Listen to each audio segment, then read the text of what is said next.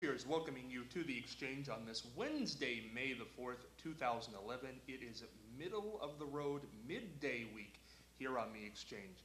Do want to thank our sponsors as today's episode of the Exchange is brought to you by the Ohio Neck and Back Pain Relief Centers, Scott M. Gray, D.C., across from the Marion Center, between TSC and Kroger. For further information, dial 740-386-6580.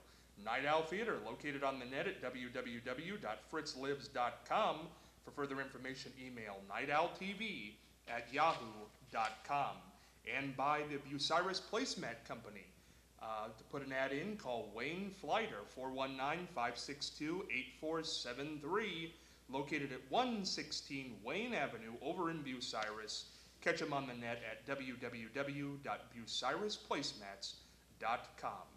And as we do each and every day, at this point in the program, we're going to head over to our good friend Charlie Evers to catch this day in history. Charlie, what happened on the 4th of May? Well, on this day, Al Capone began serving an 11-year sentence for tax evasion, of all things. Of all things. Now, speaking of Bucyrus, Al Capone supposedly visited Bucyrus more than once. In fact, there is a play that's put on at the old Rathskeller, where Capone comes in, his bodyguards stand around with machine guns, and it's quite something. You know why he went there? Yes, it was a nice little town. The bratwurst. He And went it was for kind the of out of bratwurst. It was on Route 30, and it was out of the way, a small town. Nobody was going to look for Al Capone, but yet during this theater or event at the Rathskeller, they show these men standing by the back door, waiting in case they're raided, to mow down anyone who may want to take Al Capone. Al Capone was driving down Route 30, and he stopped at a gas station, Yes. and he said, "How do I get to Bucky Russ?" Right. That's exactly what happened. If you could just replay the tape. And this is the anniversary, too, of a sad story in Ohio, the Kent State shootings. Oh. There were 4 killed and I think 11 injured in that. And in Greensburg, Kansas, some years ago, 11 were killed in a tornado, which is not too unusual. This year, 2011, we've had quite a few tornadoes and a lot of deaths. Absolutely. It's Kent State. Every time somebody brings that up, boy, what an event that was. Yes, and the way I look at it, of course, I went all through the Vietnam War era doing news and different things. And there were so many protesters, and if somebody started throwing rocks and bottles at me and taunting me, you kind of gets under your skin real fast. I think you're right, but to fire on them, of course, I don't know. Jimmy Rhodes, or James Rhodes, will always remember that case. He's the one that told the National Guard to do their thing. You know, I talked to Governor Gilligan, who turned 90 this year, by the way. Governor Gilligan, good, very nice man. Talked to him one day about that, and he said, more than likely, that's his feeling on that, which was that they shouldn't have done it. Probably broke the Rhodes term at that point.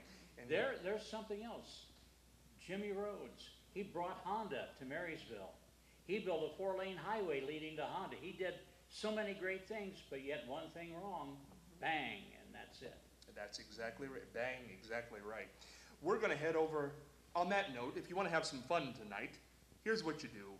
You turn on a good movie. That's how you forget the troubles of the world, and a guy who knows more about movies than just about anybody else is Fritz the Night Owl with the Flick Pick on this Wednesday. Fritz, follow that. Thank you, Dave. Well, tonight may be a movie that's kind of tied in with what's happening in the news today, because it's a movie that deals with union management, negotiation, or lack thereof. How do unions get started in a place? The movie is an Academy Award winner, won 2 Oscars. It is called Norma Ray. Won Best Actress Oscar for Sally Field. At the Academy Award, she said, "You like me. You really But anyway, she did a marvelous job in this movie, Norma Ray, from 1979. Also won for Best Song.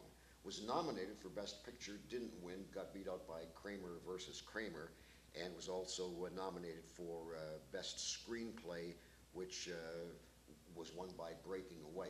Nonetheless, Norma Ray is a fictional story, but it deals with how it's probably the best union picture made other than On the Waterfront.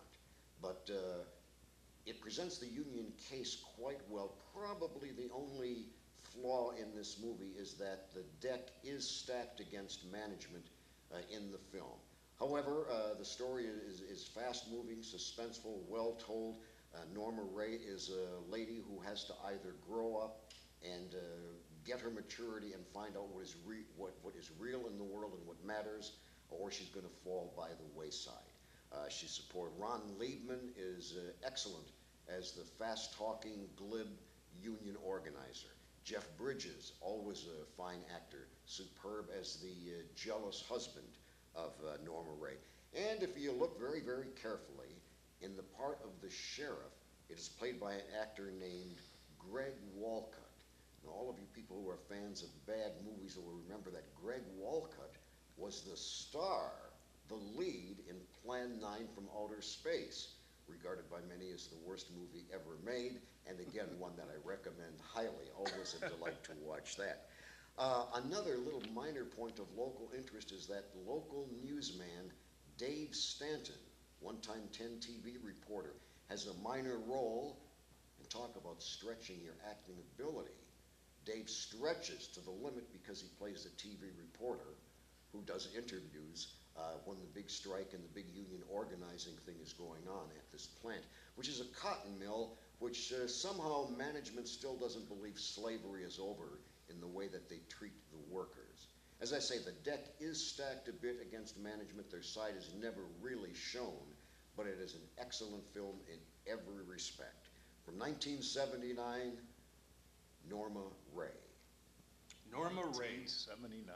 I know, what a great film that, boy, a lot of great films this week. Miracle Worker, Norma Ray, Lemon Drop Kid. Hey, that's a good night right there. And we're working on it. We're working on it. We're coming along. Got an interesting topic this week. President Obama gave supporters in Chicago a glimpse of insider Washington during a fundraiser recently, casually critiquing House Republicans, government workers, and even the White House telephones. The late-night remarks were accidentally piped back into the White House press room, where a couple of diligent reporters heard them and took notes. There were reports and Twitter updates that showed the president in casual mode, a rare thing to slip through his highly disciplined and scripted operation, says this reporter, not my words. According to a veteran newsman, Mark Knoller of CBS Radio, Obama ridiculed GOP efforts to whittle away at health care reform, this is his quote, by nickel and diming me in the budget. You think we're stupid? Obama said he told the Republicans. Obama appears to have offered a defense of federal workers, saying he thinks they compare favorably to private sector workers, but government employees may find more memorable his description of the exceptions to that rule.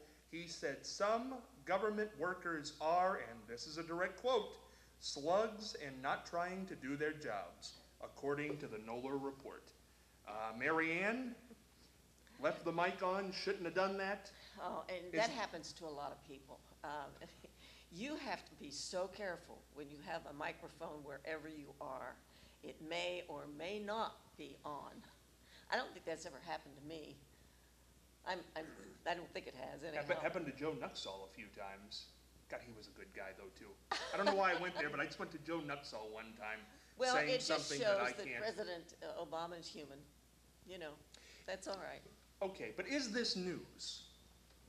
No, I don't think it's news. But it's news. Yes. We discussed this earlier on in the week, what's news and what's not. That's true, but no, it's not news. Dave? Anchorman. Well, first of all, the mic is always on. I mean, and Fritz knows that. The mic is always on. And shortly after 2000, with the new technology that we have, I'm part of a consulting company that goes around and helps companies deal with the media and how to hold news conferences and that. And one of our cardinal rule is there's two: never lie, number one, and the mic is always on. Good And with, advice. and with this wireless technology that we have today, where there's wireless microphones and, a camera can be 50 feet away and pick up sound and all, it makes a difference, I know we had a weatherman at Channel 10 that was wearing a wireless mic once, and after he did his tease, he went to the men's restroom, and I was co-anchoring with Andrea Canburn at the time, and right in the middle of Andrea's sentence, you hear this, somebody. Now, I'm not gonna name names because it wouldn't be right. Maybe it wasn't the weatherman, but we only know that the weatherman was the only one at the time, or weather person, I should say. Weather person then had a wireless mic on and probably forgot, That he had it on. to turn it on, that he or she forgot, to turn it on. So we always say the mic is always on. Is that news? Yeah, I think it is news. I have to disagree with Mary Ann. I think it is news only because from the standpoint that, if somebody was there and somebody was covering it and they left the mic on, and some of the guys there, if they didn't want it, you take microphones out of the room, the mic is always on. It really is. And they have that responsibility, I think, particularly in today's world, where technology just governs everything. Fritz, it's interesting, I think. I remember a particular slip a few years ago David Brinkley made at he wasn't anchoring, it was long after Huntley Brinkley, but he was still at ABC doing the Sunday morning show, and I think it was Clinton's election. And Clinton got up and gave the acceptance speech. It had been a long night, and David Brinkley said something that he shouldn't have, something to the effect that, boy, Clinton was never we thought he'd never shut up. And this is David Brinkley, who'd been on the air a long time, 50-plus year career. Did you ever say something that you shouldn't have? Well, when I came up through radio, of course, one of the stories we heard was the Uncle Don story. And Uncle Don's blooper was Uncle Don had a kiddie show, and I believe he would read stories or something. This was like the late 30s or something. Anyway, Uncle Don, as I recall the story, he finishes his thing, thinks the mic is off, and says, "That ought to hold a little bleep for another week." And Uncle Don was summarily crucified in the press. I forget whether he lost his job or not, but it was the Uncle Don story. And that's just been happening in broadcasting over the years. I've been lucky in that some of my saltier comments, there was not a mic around or any internet or some guy with a telephone that could take my picture from 500 yards away to see it. But when we came up through radio, the George Carlin monologue on 7 things you can't say on radio, TV, that was drilled into us. And as I say, it was a thing that even now, I remember that there was a Lloyd Bridges, he was acting in a show about the prison camp in the Civil War, I forget the name of Andersonville. And and it was a live program called Playhouse 90, I believe. And he's really into the character, and he said hell as part of the thing. It wasn't, anyway, he says hell. I'm the night switchboard operator at Channel 10, and that board lights up like a thing. We didn't pay $800 for television and have Lloyd Bridges come in our house and say hell or damn or whatever it was. So, yeah. That's just par for the course these days. Yeah, and this was back in 1954. The language. 54. Yeah. But like I say, it was so burned into those of us in radio that if we're even close to something like that, Didn't we Well, have it an happened to incident at WMRN that was really bad? Well, I'm sure we have. But, Yes. now, which one are we talking about? Charlie's shaking his head. Charlie, you remember I this? wasn't there at the No, time, you but weren't. I was at a competing station, and I heard about it, and we all roared with laughter. Well, of course, because we were competitors. Well, what's the story? Now, what's the story? I We can't do that. I can't remember it But either, it was but bad. it- It was really bad. Well, what was really bad was it was a comment about a sponsor.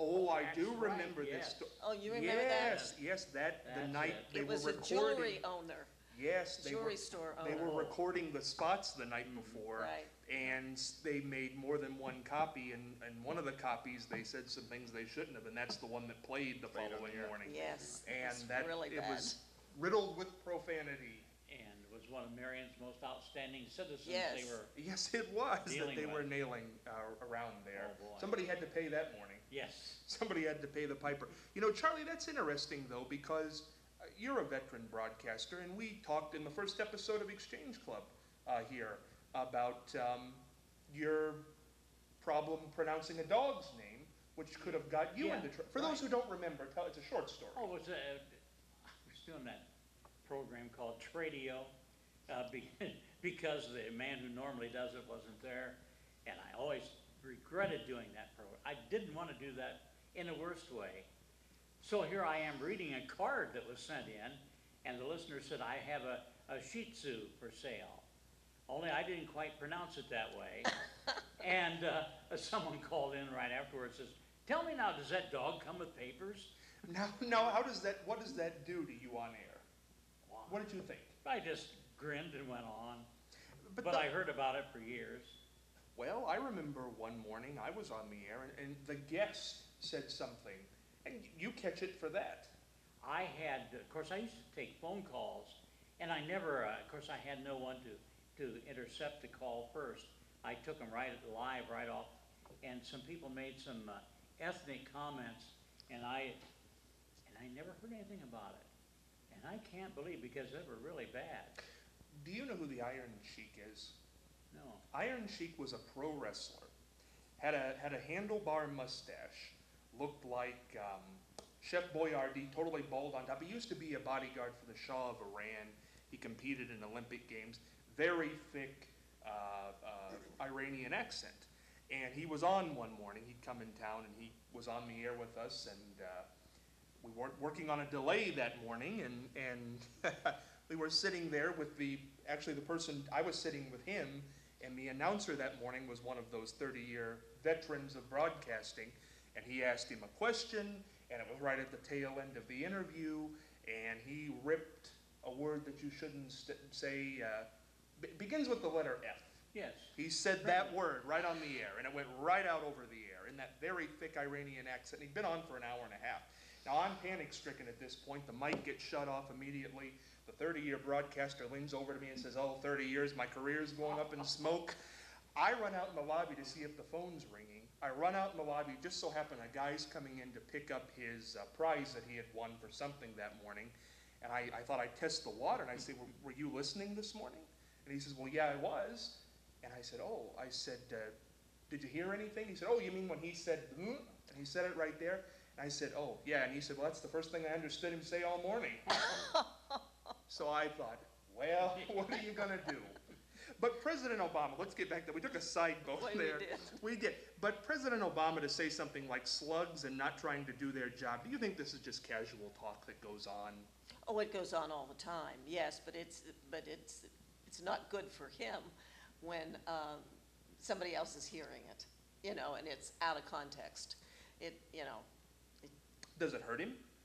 Probably. In trying to make these deals that he's trying to make with, Well, you can see that he's frustrated, I Well- think that's a normal reaction. he's known as the cool cucumber. How badly does this hurt him? Oh, I don't know that it hurts really bad. Dave, do you think it'll take its toll something like this, or do people go, well, he didn't know it was on? Oh, no, I think most people today just kind of chalk it off and assume that's really what happens. What will happen is somebody running against him will pick it up and maybe use it in a speech somewhere, and and use that, all that kind of stuff goes on. I think the American people are pretty understanding about what really goes on, behind closed doors and some of that situation. That's not. I don't think it's that big a deal myself. I think it's a news story, but I don't think it's, it might be used for a kicker. I would use it for a kicker with my sordid sense of humor, rather than just a news story. But politically, somebody will pick it up. They have hundreds of people, staff members, going through speeches and saying, here, well, let's put that paragraph in. So that'll be part of it. Dave, you liked the political beat when you were doing Loved it. news. Yeah. Why has it ever been more divisive than it is now, and why is it so divisive? Republican, Democrat. Oh, I think it's more divisive now than it ever has been, and I don't know whether, it goes to the fact that we're back to this business of the internet and so much information gets out. The internet also has created something else in our life which is very dangerous, and that's instant gratification. And if something's not happening right now, and we don't get that done, because, right now you can get on the internet, click, and you see something, and that's it, information. And now we expect Congress and all this, to get things done in that way. But I had a politician tell me about 4 or 5 years ago, who was a member of Congress, and who was very disturbed and very discouraged that it was so fractionalized in Congress that some members of the other party wouldn't even ride with him up the elevator to the House chambers. I mean, and I'm sure that's an isolated incident, but I'm not so sure the mentality isn't there all the way down the line. Yeah, I think it is very divisive, and I think it becomes, I think one of the things that it causes that divisiveness, if I may say this, and again, this is strictly an opinion, please don't, but the point is that the way we pick our presidents, our presidential candidates, the party picks them, but in order to get elected, you have to either appeal to the extreme left or you appeal to the extreme right. Therefore, people in this country is basically middle, maybe leaning middle, slightly right. The person in the middle doesn't have a voice. It's the same way, I think Joe Hallett pointed out in his column a couple weeks ago, in the way that they're going to redistrict the congressional districts here in the state of Ohio, and the way they'll do that, it'll kind of end up the same way. Labor will be in a certain part of the state this way, and so again, the middle person, those in the middle of the road, who are huge, and probably really in the majority, and they really are, they're in the majority, and they do not get, they don't get any, they don't really have a voice to say, because the extreme right and the extreme left pick our presidential candidates. Now, the extreme left is mad at Obama right now because of why? Mainly because that he has had to go to the middle, he's had to move to the middle in order to try to get some things done. And so it's made the left wing of the party a little upset with him. Clinton had to do the same thing. He had to go to the middle. But I think the middle needs a voice. We need a bigger voice somehow. And I don't think Tea Party's the answer necessarily. I'm not sure about that. But I think that, so that's what I think has caused the divisiveness more than anything.